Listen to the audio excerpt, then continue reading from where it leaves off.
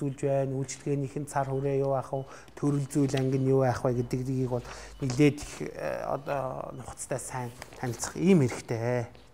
За тэгээд нөгөө талаараа бол энэ хэсэгт оюутан ямар одоо үүрэгтэй энэ байгууллага дээр тийм ээ. Жишээлх юм бол байгууллагын үндсэн ажилтан, байгууллага чинээр орж байгаа ажилтан шиг байх уу, эсвэл бол дадлагч оюутан гэсэн байр сууринаасаа хандах уу гэдэг энэ үүрэг хариуцлага дээр нэлээд анхааралтай байх хэрэгтэй. Өөрөөр хэлэх юм бол оюутнууд нийгмийн үйлчилгээний байгууллага дээр нийгмийн ажлын үйлчилгээ үзүүлэх талаар дадлагчж байгаа оюутан гэдэг дээр илүү их анхаарлаа хандуулах хэрэгтэй. Гэтэл одоо жишээлбэл зарим тохиолдолд бол оюутнууд байгууллагын өмнөөс одоо хариуцлага өөрхөж байдаг юм уу, эсвэл бол байгууллага төлөөлөх ийм эрхтэй юм шиг ингэж ойлгогдож байдаг. За мөн одоо жишээлбэл зарим дадлага удирдагч оюутнууд ч гэсэн ингэж бодож байдаг.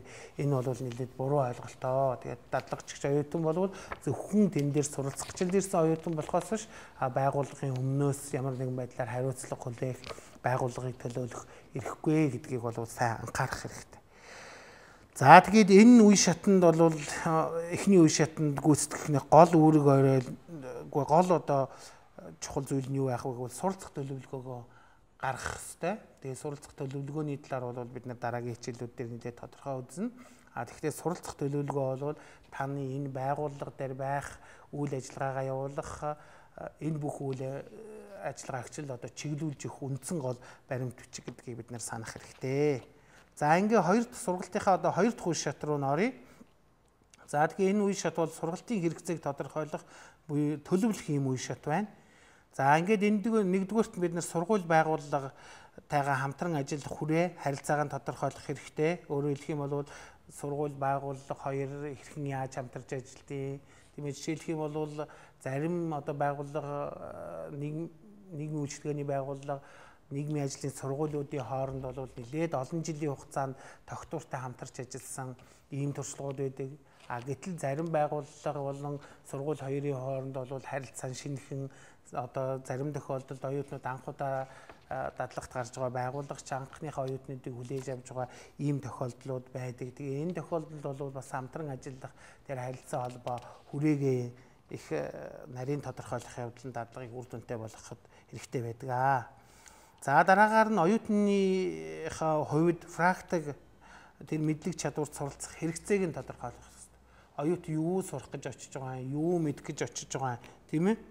За одоо жишээлх юм бол суралцах төлөвлөгөөн дээр энэ асуудлууд нь нэлээд тодорхой гарна л да, тийм ээ. Гэхдээ ерөнхийдөө нөгөө тухайн сургуулийн дадлагын удирдамжаас гадна оюутан өөрөө юу бодож, юу зорж очиж байгаа юм бэ, тийм ээ. Жишээлбэл би аль чиглэл ямар чиглэлээр ажиллах, хүүхдтэй ажиллах уу, гэр бүлтэй ажиллах юм уу, эсвэл би сургуулийн нийгмийн ажилтан болвол зүгээр байна уу гэдэг ч юм уу. Энэ одоо өөрийнхөө тэр бодол сонирхлын хүрээнд бол суралцах хэрэгцээгээ тодорхойлох хэрэгтэй тийм. За дараагийнх нь дугаарт нь бол мэдээж энэ дадлага мэрэгжлийн удирдлагын дор явагдах учраас энэ мэрэгжлийн удирдлагаар хангах үйл явцыг хэрхэн яаж төлөвлөх үү, хэрхэн яаж зохион байгуулах вэ гэдэг энэ асуудлуудыг бол шийдвэрлсэн байх хэрэгтэй. За дараагийнх нь дугаар нь мэдээжээр дадлагыг одоо үр дүнтэй явуулах, за юу хийх ёстой, яах ёстой вэ гэдгийг зааж чиглүүлж өгч байдаг. Дадлагын удирдамжийг бол судлаад өөрийнхөө одоо мэрэгжлийн удирдагч за тухайн байгууллагын ажилтнуудтай энэ төр ярилцах, тохиролцох ийм явдал байна. За дараагийнх нь үйл ажиллагааны юу гэвэл энэ оюутан, дадлагын байгууллага, сургууль энэ гурвын хооронд хамтарсан гэрээ байгуулж болно, тийм ээ. За гурван талт ийм гэрээ байж болно. За зарим тохиолдолд бол сургууль нийгмийн үйлчилгээний байгууллага хоёрын хооронд хоёр талт гэрээний үндсэн дээр дадлагын үйл ажиллагаа одоо зохицуулагдах ийм явдалч бас байдаг. Гэхдээ ер нь бол гурван талт нэг талаасаа дадлага хийж байгаа оюутан, нөгөө талаасаа сургууль, за нөгөө талаасаа нийгмийн үйлчилгээний байгууллага гэдэг энэ гурван субъект гурвалсан тийм гэрээнд гарын үсэг зурж дадлага ажлыг явуулах нь бол илүү үр дүнтэй байдаг. Тийм ээ. Жишээлбэл оюутан юу сурах вэ? За сургууль нь ямар үүрэг хариуцлагатай юм, байгууллага одоо жишээлбэл ямар үүрэг хариуцлагатай юм бэ гэх. За тэгээд энэ дээр үндэслээд оюутны дадлага ажлын төлөвлөгөөг нь хэлэлцэж батлах ийм үе шат байна. За 3 дахь үе шат нь болохоор дадлага ажлыг зохион байгуулах үе шат байна. За энэ бол өөрөөр хэлэх юм бол одоо бидний дадлагын гол цөм хэсэг гэж ингэж үзэж болно. Ягаад гэх юм бол ерөөсөө оюутан дадлагчид суралцах, өөрийнхөө нөгөө мэдлэгээ хөгжүүлэх, ур чадваруудаа төлөвшүүлэх ийм үндсэн гол үе шат нь бол дадлага ажлыг зохион байгуулах үе шат байдаг. За нэгдүгüүрт нь юу гэвэл байгууллага болон сургууль энэ дадлагыг хэрхэн яаж явуулах вэ? Яаж үр дүнтэй байлгах вэ гэдэгт анхаарлаа хандуулж нөгөө оюутны суралцах орчныг нь бүрдүүлж өгнө. За хоёрдугаарт нь болохоор суралцах төлөвлөгөө болон оюутны ажлын төлөвлөгөөн дээр нь тулгуурлаад тухайн оюутны хийх ажлын үүрэг даалгаврыг нь илүү их тодруулж өгнө. За дараагийнх нь дугаарт нь болохоор оюутны хийж гүйцэтгэсэн үйл ажиллагаа, түүний гүйцэтгэлийг хянах, шинжлэх аргуудыг одоо тодорхойлж ашиглах хэрэгтэй. Өөрөөр хэлбэл даалгавруудыг хэрхэн өгөх юм. За хийсэн гүйцэтгсэн үйлчилгээ, үйл ажиллагаа, за тэднийг нь хэрхэн яаж дүгнэх юм, үнэлэх юм, тийм ээ. За мөн одоо сургууль дээр байгаа мэрэгжлийн зөвлөгч багш болон байгууллага дээр байгаа мэрэгжлийн одоо удирдагч нийгмийн ажилтнууд нь мэрэгжлийн зөвлөмж, заавар, удирдлагаар бол оюутнуудаа хангах ийм үйл ажиллагааг энэ үе шатанд голчилж байна. За мөн одоо жишээлбэл 3 одоо нөгөө субъект мань хоорондоо нэгт холбоотой байх ийм одоо үйл ажиллагаанууд одоо зохион байгуулах үе шатанд хэрэглэгдэнэ. За тэгээд дөрөвдүгээр үе шат бол дадлагыг дуусгах, үнэлэх, дүгнэх үе шат байна.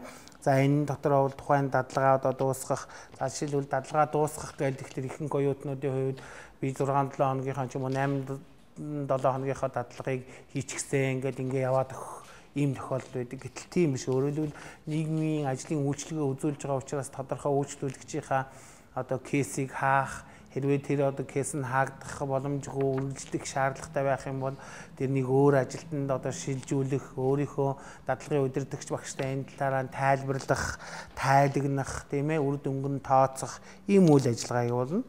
За дараагийнх нь дугаарт нь юу вэ гэхээр мэдээжээр энэ дадлага бол сургалтын төлөвлөгөөний дагуу явагдаж байгаа ийм үйл ажиллагаа учраас энэ дээр мэдээж тодорхой үнэлгээ дүгнэлт энэ явагдана. За тэгээд сургуулиудын үр дүн онцлогоос болоод эдгээр бол өөр ялгаатай байх. Гэхдээ оюутны одоо дадлага хэрхэн явуулсан, хийсэн бэ? Ямар үр дүнтэй байсан бэ гэдгийг тооцохын тулд мэдээж эхлээд дадлага удирдагч бол тухайн оюутнаа үнэлнэ. За оюутан өөрийн үнэлгээтэй байх хэрэгтэй, тийм ээ, өөрийн үнэлгээ хийх хэрэгтэй. За нөгөө талаараа бол сургууль, тэнхэм, багш нарын одоо үнэлгээг бас энд хийгддэг. За ингэснээр бол дадлагын одоо яах нь үйл ажиллагаа дуусах энэ үе шат руугаа ордог. За ингээ энэ удаа бол бид нар ерөнхийдөө нийгмийн ажлын боловсролд дадлага ямар үүрэг хориолтой байх юм, за нийгмийн ажлын одоо боловсролтойгоо дадлага ямар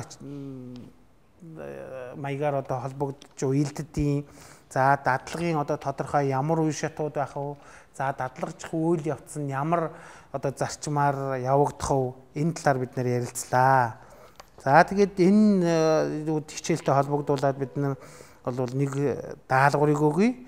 Тэгээд дадлагт гарахаасаа өмнө оюутан бол өөр сургууль болгонд өөрийн тийм дадлагын одоо бааз, тийм ээ, түшиц байгууллагуудын талаар мэдээлэл өгдөг, тийм ээ.